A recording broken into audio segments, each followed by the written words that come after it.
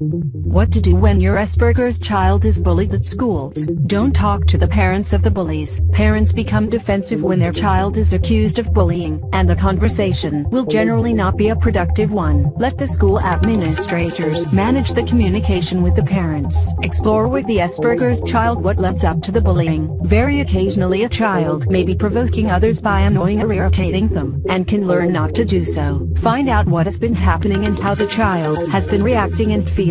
Children are almost always reluctant to have a parent intervene, because they fear the social stigma of having their parents fight their battles. However, it is up to you to intervene on your child's behalf with school administrators to ensure your child's physical and emotional well-being. It never helps to say it's the child's problem and that he or she must simply stand up to the bullies, whatever the situation. Sometimes this course of action is impractical, especially if a group is involved, nor does it help the child to be overprotective. For example, by saying, "Never mind, I will look after you. You don't have to go to school." Maintain open communication with your kids. Talk to them every day about details small and large. How did their classes go? What do they have for homework that night? Who'd they sit with at lunch? Who'd they play with at recess? Listen carefully and be responsive to show interest. Your children will know if you're distracted or just going through the motions, so pay attention. Make a realistic assessment of the seriousness of the bullying and plan accordingly. Be observant and notice changes in mood and behavior. For instance, an Asperger's child may cry more easily, become irritable, or experience difficulty sleeping. Younger kids may find it difficult to explain what is wrong. Talking it over with a child's teacher may lead to a better understanding of what is happening. Simply listening sympathetically helps. Such support can reduce the pain and misery. Some children in middle school or junior high would actually rather endure the bullying than have a parent intervene on their behalf, just to avoid the social stigma of having mom or dad fight their battles. Leaving your child on his own to deal with bullying could result in a decline in academic performance, depression, and, in extreme cases,